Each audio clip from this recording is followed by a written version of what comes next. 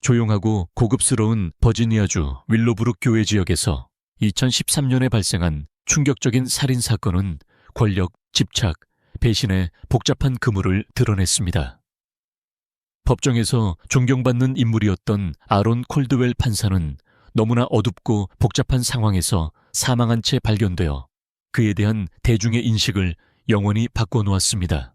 그의 냉정함 뒤에는 20세 대학생 소피아 레인과의 비밀스러운 관계라는 위험한 비밀이 숨겨져 있었습니다.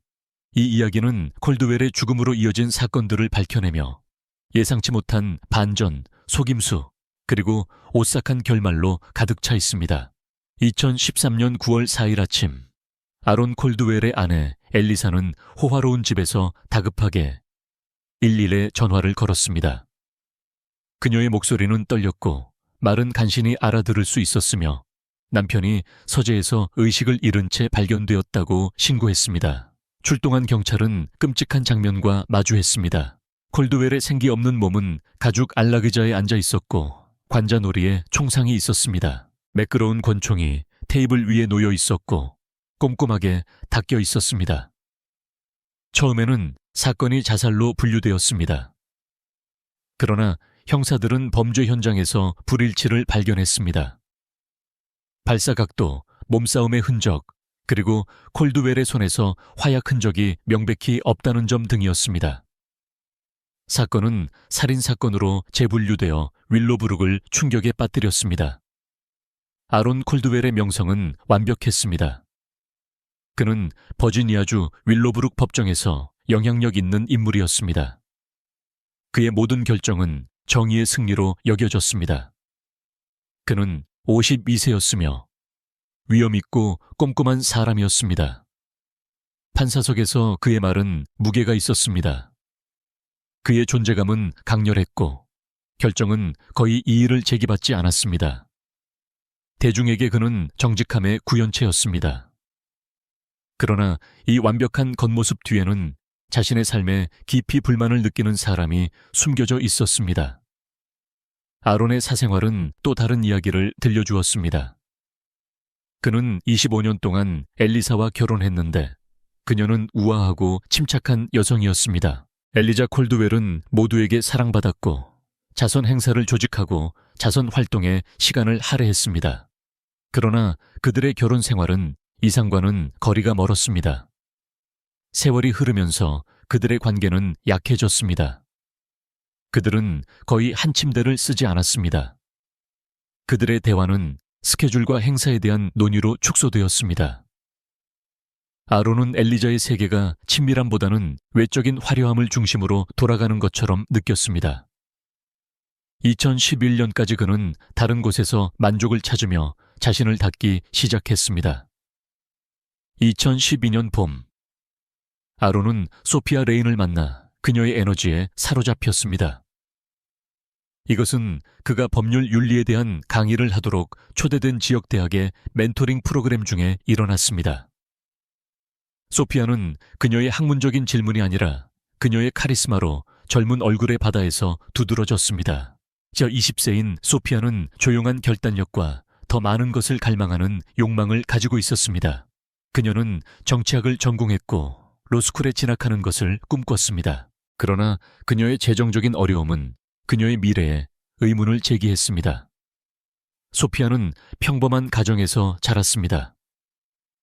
그녀의 아버지는 그녀가 어렸을 때 떠났고 그녀의 어머니는 그녀와 그녀의 남동생을 부양하기 위해 여러 직업을 가졌습니다. 어머니의 힘든 노동을 보면서 소피아는 목표를 더욱 갈망했습니다. 그녀는 가난의 굴레에서 벗어나겠다고 맹세했습니다. 그러나 책임의 무게는 그녀의 성격을 형성했습니다. 그녀는 학업과 병행하여 아르바이트를 하고 돈을 절약하기 위해 식사를 거르는 등 쉴 틈 없이 노력했습니다. 그녀를 아는 사람들에게 그녀는 끊임없이 목표를 향해 나아가는 것처럼 보였습니다. 하지만 그녀의 가장 가까운 친구들은 그 갑옷에 금이 간 것을 보았습니다. 소피아는 보상 없이 끊임없이 일하는 것이 지겹다고 자주 고백했습니다. 아론의 관심은 소피아에게 모든 것을 바꿔놓았습니다. 그는 그녀가 꿈꿔왔던 삶, 즉 안정, 권력, 그리고 가난에서 벗어날 수 있는 길을 제시했습니다. 그들의 관계는 처음에는 무구하게 시작되었습니다. 조언과 멘토링의 전문적인 교환. 그러나 몇 주가 몇 달로 바뀌면서 그들의 만남은 사적이고 비밀스러워졌습니다. 아론은 그녀에게 경력에 대한 조언을 해주고 그녀의 열망에 관심을 보였습니다. 2012년 10월까지 멘토링은 완전히 다른 것으로 바뀌었습니다. 아론은 그녀에게 비싼 핸드백, 고급 레스토랑에서의 저녁 식사, 그리고 후원하겠다는 약속을 속삭이며 선물 공세를 퍼붓기 시작했습니다. 소피아는 그의 세계에 매료되었고 그녀를 특별하게 느끼게 해주는 그의 능력에 눈이 멀었습니다. 아론 또한 소피아의 존재에서 위안을 찾았습니다. 그녀는 활기차고 호기심이 많았으며 엘리사가 오랫동안 하지 않았던 방식으로 그를 숭배했습니다. 그들의 로맨스는 빠르게 발전했지만 결코 평등하지 않았습니다. 소피아의 미숙함은 그녀를 취약하게 만들었고 아론의 권력은 그들의 모든 상호작용을 지배했습니다. 그는 약속을 했고 어떤 것은 암묵적이었고 어떤 것은 명시적이었지만 그는 지킬 수 없었습니다. 그는 언젠가 아내와 헤어질 수도 있다고 암시했습니다.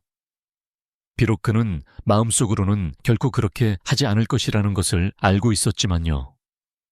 소피아는 그를 믿었고 자신의 현실에서 벗어나기를 간절히 원했습니다. 2013년 초까지 그들의 관계에 금이 가기 시작했습니다. 소피아는 더 많은 것을 원했습니다. 그녀는 비밀에 지쳤습니다. 숨겨진 저녁 식사와 그림자 속 만남에 지쳤습니다. 그녀는 인정을 원했습니다. 그들의 관계에 대한 공개적인 선언을 원했습니다. 그러나 아론은 저항했습니다. 폭로의 위험은 너무 컸습니다. 그의 경력, 결혼, 그리고 명성이 위태로웠습니다. 그는 멀어지기 시작했고 약속을 취소하고 답변이 냉담해졌습니다. 소피아에게 이러한 변화는 파괴적이었습니다. 그녀는 이용당하고 버려진 기분을 느끼며 감정적인 균형을 잃었습니다. 친구들은 그녀의 행동 변화를 감지했습니다. 한때 낙관적이었던 그녀는 이제 불안하고 위축된 것처럼 보였습니다. 그녀는 수업을 빼먹고 교재를 피하기 시작했고 아론에 대한 생각에 잠겼습니다. 그녀는 한 친구에게 갇힌 기분이라고 고백했습니다. 그녀는 결코 그의 이름을 밝히지 않았지만 모든 것을 바꿀 수 있는 사람에 대해 이야기했습니다. 그녀의 절망은 커져갔습니다. 2013년 3월, 소피아는 아론에게 요구사항을 들어주지 않으면 그들의 관계를 폭로하겠다고 암시하는 위협적인 메시지를 보내기 시작했습니다. 문자 메시지는 횡설수설했고 어떤 것은 관심에 대한 애원이었고 어떤 것은 은밀한 위협으로 가득 차 있었습니다. 아론은 새로운 선물과 진실되지 않은 약속으로 그녀를 진정시키려고 애쓰면서 당황했지만 그것은 그녀의 집착을 더욱 부채질할 뿐이었습니다. 2013년 5월까지 소피아의 행동은 점점 더 불안해졌습니다. 그녀는 아론이 자주 가는 장소에 예고 없이 나타나기 시작했습니다. 어느 날 저녁, 그녀는 법원 건물에 있는 그의 사무실에 나타났습니다. 직원들은 그녀가 근처에서 배회하는 것을 보았지만 조언을 구하는 또 다른 학생이라고 생각했습니다. 아론은 그녀를 보자 짜증이 터져 나왔습니다. 그는 그녀를 옆으로 데려갔지만 그들의 대화는 격렬했고 주변 사람들의 호기심 어린 시선을 끌었습니다. 그것은 그가 신중하게 쌓아 올린 외관에 생긴 작은 균열이었습니다. 소피아의 집착은 그녀의 삶의 다른 영역으로 스며들기 시작했습니다.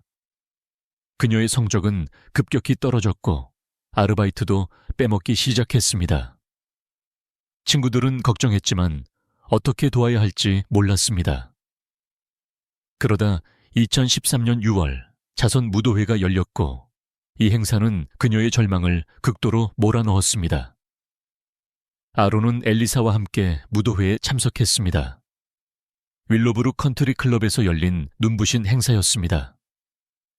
소피아는 초대 없이 나타났습니다. 그녀가 감당할 수 없는 옷을 입고 무서울 정도로 쉽게 군중 속에 섞였습니다. 그녀는 아론의 직장과 사생활에 대해 자극적인 질문을 하며 인턴십에 대한 조언을 구하는 척하며 엘리사에게 접근했습니다. 우연히 지켜본 사람에게는 무해한 대화였지만 아론은 즉시 알아차렸습니다. 그들의 시선이 방 건너편에서 마주쳤을 때 그들 사이에 오싹함이 흘렀습니다. 그는 소피아를 옆으로 데려갔고 그들의 대화는 비공개였지만 목격자들은 그녀가 눈물을 흘리며 행사를 떠나는 것을 보았습니다. 2013년 7월까지 소피아의 절망은 더 어두운 것으로 변했습니다. 그녀는 사진, 이메일, 그리고 선물을 지렛대로 삼아 그들의 로맨스를 기록하기 시작했습니다. 그녀는 아는 사람들에게 영향력 있는 사람과 관련이 있다고 암시했습니다. 그녀는 아론의 이름을 밝히지 않았지만 그녀의 불안정한 행동은 주변 사람들을 불안하게 만들었습니다. 그러나 누구도 다가오는 비극을 예측할 수 없었습니다. 아론은 폭풍이 몰아치는 것을 느끼고 모든 관계를 끊으려고 했습니다. 그는 전화번호를 바꾸고 소셜미디어에서 그녀를 차단했습니다. 그러나 소피아는 물러서지 않았습니다. 그녀는 더욱 예측 불가능해졌고 밤늦게 그의 집 앞을 지나가고 그의 채 손으로 쓴 메모를 남겼습니다. 그녀의 집착이 그녀를 삼켰고 아론의 거부는 그녀의 배신감을 더욱 증폭시켰습니다. 2013년 8월까지 상황은 끓는 점에 도달했습니다. 소피아는 더 이상 아론이 1년 전에 만났던 활기찬 젊은 여성이 아니었습니다. 그녀는 불안정했고 그에게 모든 것을 준 후에 버려졌다는 생각에 사로잡혀 있었습니다. 아론 또한 이중생활의 무게에 무너지고 있었습니다. 그들의 이야기는 더 이상 금지된 열정의 이야기가 아니라 다가오는 재앙의 이야기로 변했습니다. 2013년 9월은 그들 중 누구도 피할 수 없는 충돌, 즉 집착, 배신, 그리고 그들의 선택에 파괴적인 결과의 충돌을 가져올 것입니다. 2013년 9월 3일 습한 저녁, 아론 콜드웰은 평소보다 늦게 집에 돌아왔습니다. 동료들과의 저녁 식사가 예상보다 오래 걸렸습니다. 그는 이제 그의 사생활에 만연한 긴장감으로 돌아가고 싶지 않아 망설였습니다. 소피아 레인과의 로맨스의 무게가 그를 짓눌렀고 그가 신중하게 쌓아 올린 세 개의 균열이 점점 더 커져갔습니다. 호화로운 집의 진입로에 차를 주차하면서 그는 가로등 뒤에서 번쩍이는 그림자를 알아차리지 못했습니다. 아론도 모르는 사이에 누군가가 그를 지켜보고 있었고 몇 시간 동안 매복하며 기다리고 있었습니다. 집에서 2블록 떨어진 오크나무 그늘 아래에는 작은 세단이 서 있었습니다. 엔진은 몇 시간 동안 꺼져 있었습니다. 안은 어두웠습니다. 소피아 레인은 운전대를 꽉 쥔 채 앉아 있었습니다. 그녀의 심장은 미친 듯이 뛰고 있었습니다. 그녀는 분노, 상심, 그리고 절망이라는 감정의 폭풍에 휩싸여 20시 30분부터 이곳에 있었습니다. 아론이 몇 달 전에 그녀에게 준 열쇠가 그녀의 주머니를 태우고 있었고 한때 그들을 연결했던 것을 고통스럽게 상기시켜 주었습니다. 자정에 가까워지자 콜드웰 집의 희미한 현관 조명만이 거리를 밝히고 있었습니다. 이웃들은 나중에 집 근처를 배회하는 젊은 여성을 본 것을 기억했습니다. 그녀의 움직임은 무질서하고 불확실했습니다. 소피아의 생각은 혼란스러웠습니다. 몇 달 동안 아론은 멀어져 그녀를 그의 삶에서 부차적인 인물로 만들었습니다. 그의 거부는 그녀에게 견딜 수 없는 것처럼 보였습니다. 버려질까봐, 다시 보이지 않는 존재가 될까봐 두려움이 그녀를 사로잡았습니다. 그녀는 그가 결혼 생활에 안전한 항구로 돌아가고 그녀는 산산이 부서진 꿈의 조각을 모아야 한다는 생각을 받아들일 수 없었습니다. 배신은 그녀에게 깊은 상처를 입혔습니다. 그리고 시간이 지남에 따라 그녀의 결심은 더욱 강해졌습니다. 아론이 그녀의 말을 들을 때까지 그녀는 떠나지 않을 것입니다. 2시 15분에 소피아는 콜드웰 집의 측면 게이트를 통해 몰래 들어갔습니다. 그녀는 조용히 움직였고 그녀의 발소리는 젖은 잔디에 사글샬습니다. 그녀는 사파스노의 키가 숨겨진 곳, 창문이 삐걱거리는 곳 등 집의 배치를 손바닥처럼 잘 알고 있었습니다. 아론은 열정적인 사랑을 나누던 시절에 그런 비밀들이 자신에게 불리하게 돌아갈 것이라고는 상상도 못하고 그녀에게 그런 비밀들을 털어놓았습니다. 열쇠는 쉽게 자물쇠에 들어갔고 어두운 마당을 마지막으로 힐끗 바라본 후 소피아는 안으로 들어갔습니다. 아론은 소피아가 그를 찾았을 때 그의 서재에 있었습니다. 그는 가죽 안락의자에 앉아 있었고 넥타이는 풀려 있었고 얼굴은 지쳐 있었습니다. 그는 눈을 떴고 겁을 먹었지만 완전히 놀란 것은 아니었습니다. 그는 그날 저녁 내내 그녀의 전화와 메시지를 무시했고 조만간 싸움이 불가피할 것이라고 예상했습니다. 격렬한 말다툼이 이어졌습니다. 한때 서로 깊은 감정을 느꼈지만 이제는 적이 된 두 사람 사이에서 칼날처럼 말이 오갔습니다.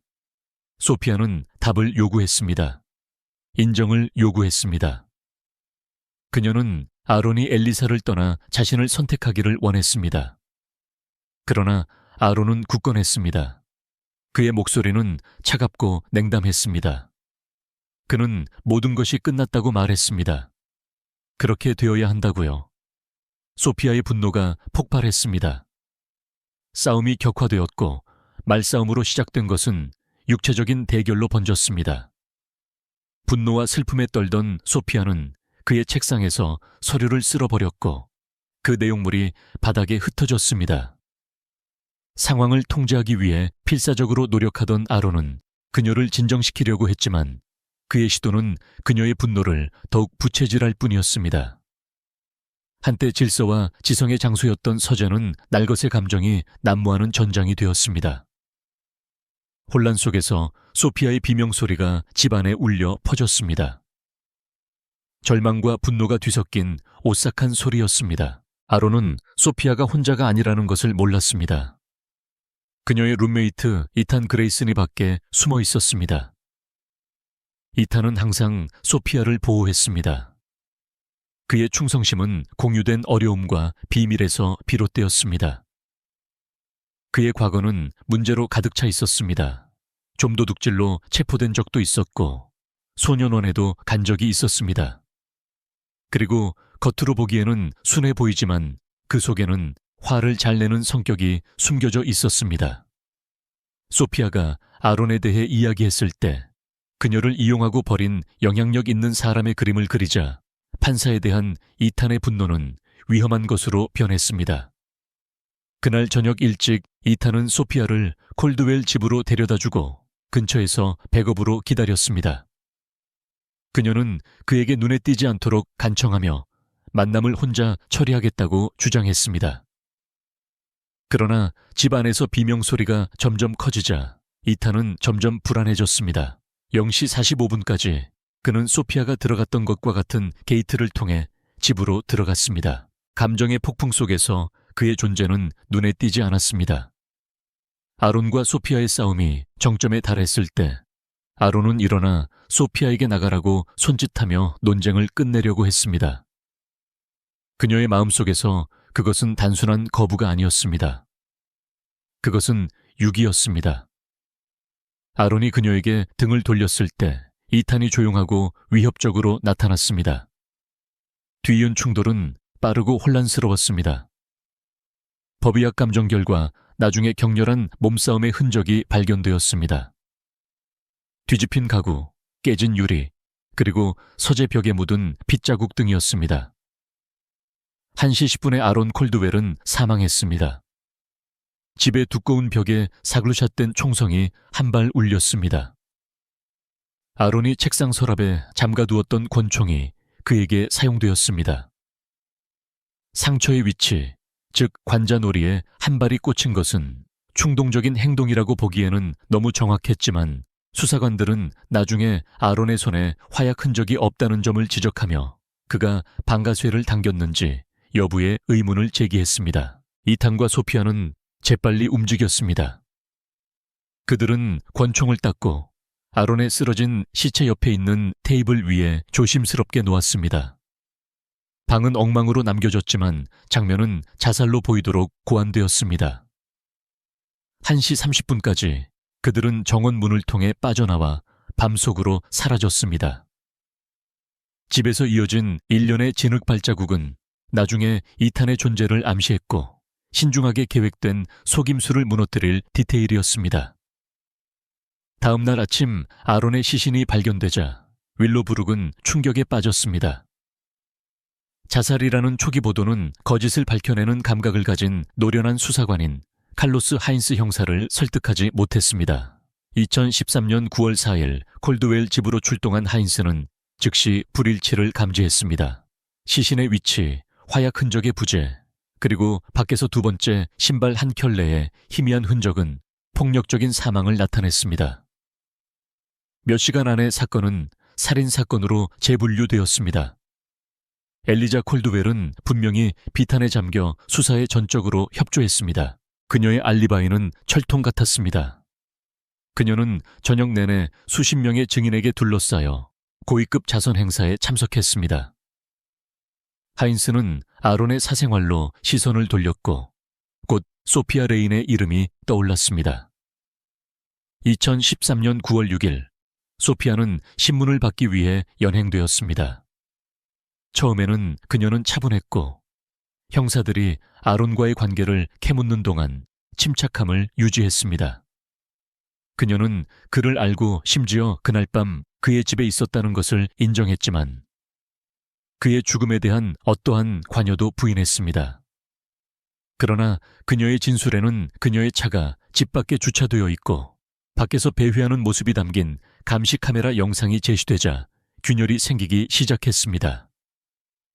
통화 기록은 더욱 암울한 그림을 그렸고 살인 전후 몇 시간 동안 에탄 그레이슨이라는 사람과 열렬한 메시지를 주고받은 사실을 밝혀냈습니다. 형사들이 이탄의 과거, 그의 전과 기록, 그리고 소피아와의 친밀한 관계를 조사하자 수사는 더 어두운 국면을 맞이했습니다. 이것은 심각한 의혹을 불러일으켰습니다.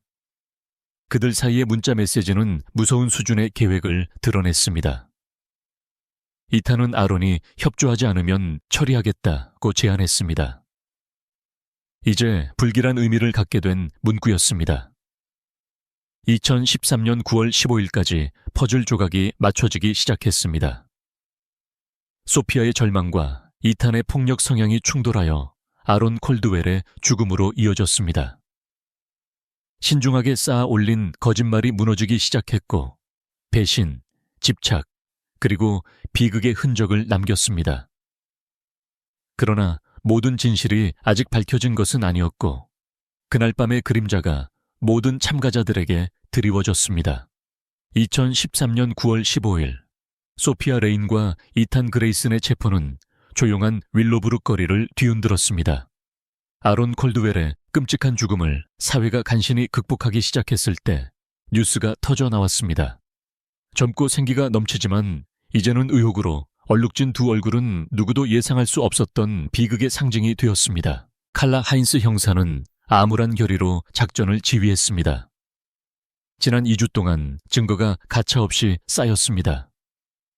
감시 카메라 영상, 통화 기록, 그리고 법의학 결과는 아론 콜드웰의 사망 전날 밤에 암울한 그림을 그렸습니다. 소피아와 이탄은 몇 시간 간격을 두고 구금되었습니다. 소피아는 그녀의 아파트에서, 이탄은 지역 식당에서 접시 닦기로 일하는 동안 체포되었습니다.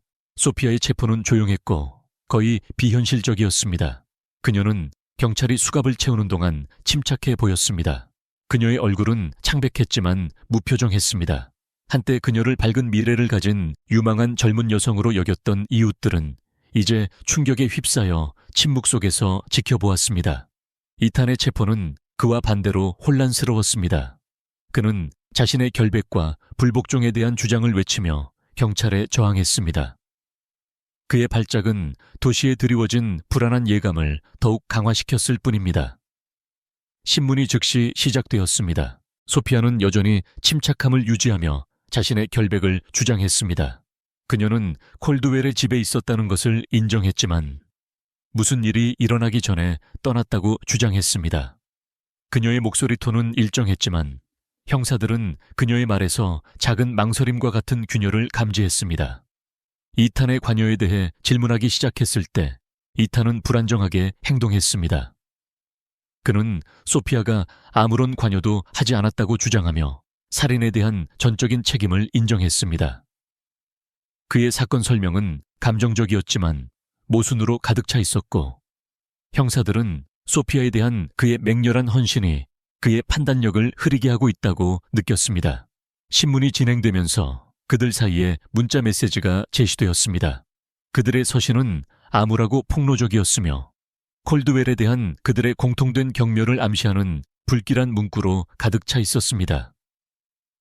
메시지는 아론에 대한 소피아의 짜증과 이탄의 분노가 커져가는 것을 보여주었습니다. 이탄은 처리하겠다는 제안을 반복했고 소피아가 명시적으로 동의한 적은 없지만 그녀가 그를 말리지 않았다는 사실은 그녀의 의도에 대한 질문을 제기했습니다. 문자 메시지에 직면하자 소피아의 침착함이 사라지기 시작했습니다. 형사들은 그녀의 시선이 불안하게 움직이고 호흡이 가빠지는 것을 감지했습니다. 이탄은 혼자 행동했다는 주장을 배가했습니다. 그의 말은 거의 절박하게 들렸습니다. 그는 자신을 콜드웰의 폭력으로부터 소피아를 보호하기 위해 개입한 사람, 옹호자로 묘사했습니다. 그러나 수사관들은 설득되지 않았습니다. 범죄의 정확성과 신중하게 연출된 장면은 두 사람의 공모가 필요한 계획을 나타냈습니다. 체포는 소피아와 이탄 사이의 집착, 배신, 그리고 잘못된 충성심의 깊이를 드러낼 길고 힘겨운 법정 싸움의 시작을 알렸습니다. 재판은 체포 후 거의 1년 반이 지난 2015년 1월에 시작되었습니다. 그때까지 사건은 전국적인 관심을 끌었습니다. 언론 매체들은 재판이 될 모든 순간을 포착하기 위해 제퍼슨 카운티 법원 건물을 포위했습니다.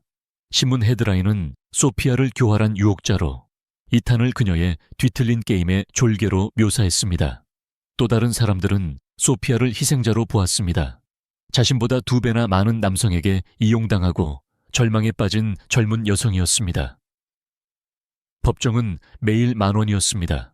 콜드웰 가족은 앞줄에 앉았습니다. 엘리자 콜드웰의 슬픔이 그녀의 얼굴에 나타났습니다. 어둡고 겸손한 옷을 입은 그녀는 재판 내내 암울한 존재였습니다. 그녀의 슬픔은 잃어버린 삶에 대한 끊임없는 상기 역할을 했습니다. 구경꾼들은 피고인을 힐끗 보기 위해 목을 뺐습니다. 이제 22세가 된 소피아는 쇠약해 보였습니다. 그녀의 한때 생기가 넘치던 얼굴은 흐릿해졌습니다. 24세의 이탄은 굳어 보였습니다. 대부분의 재판에서 그의 시선은 바닥에 고정되었습니다.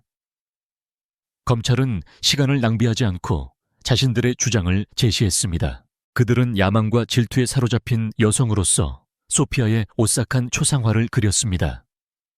수석검사는 소피아가 이탄의 충성심과 깨지기 쉬운 감정 상태를 이용하여 자신의 계획을 실행했다고 묘사했습니다. 문자 메시지는 살인 전날 밤 콜드웰 집 밖에 주차된 소피아의 차가 보이는 감시 카메라 영상과 함께 핵심 증거로 제시되었습니다. 검찰은 살인이 집착과 배신에서 비롯된 계획적이고 절망적인 행동이라고 주장했습니다. 엘리자 콜드웰의 증언은 재판에서 가장 감정적인 순간 중 하나였습니다. 눈물을 글썽이며 그녀는 남편의 죽음을 앞둔 몇 달에 대해 이야기했습니다. 그녀는 아론의 은밀한 행동, 그가 늦게까지 일하는 경우가 많았고 어딘가 모르게 소원해 보였던 것에 대해 이야기했습니다.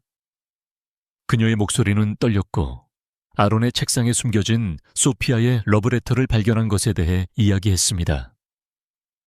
갈망과 절망으로 가득한 편지는 통제불능 상태에 빠진 로맨스의 그림을 그렸습니다. 엘리자의 고통은 느껴질 정도였고 법정의 많은 사람들은 눈물을 참기 어려웠습니다.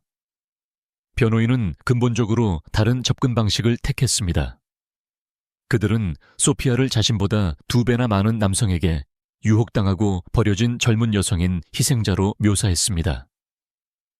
그들은 아론 콜드웰이 자신의 직위를 이용하여 소피아를 유독한 관계로 끌어들였다고 주장했습니다.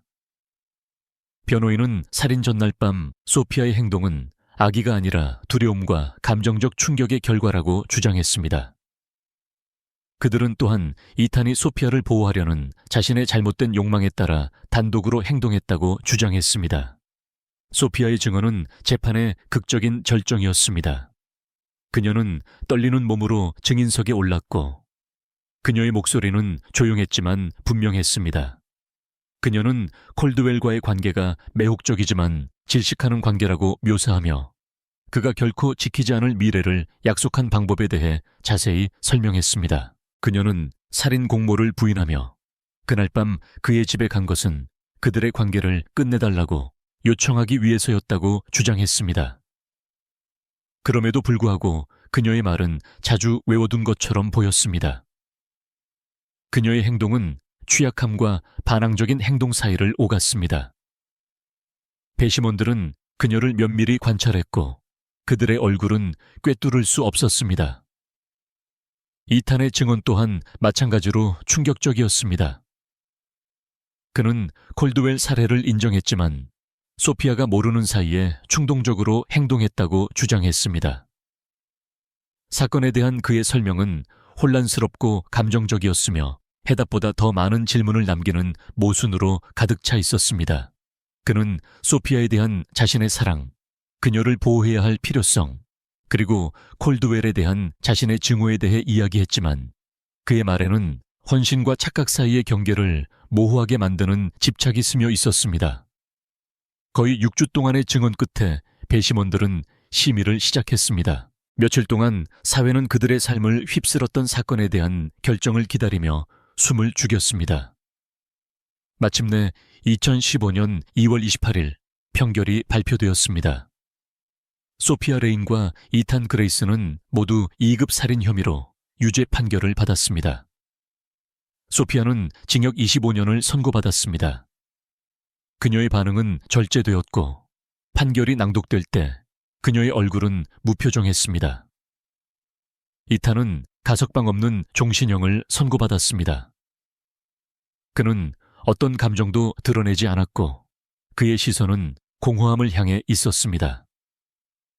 엘리자 콜드웰의 조용한 흐느낌 소리를 제외하고는 법정에 침묵이 감돌았습니다.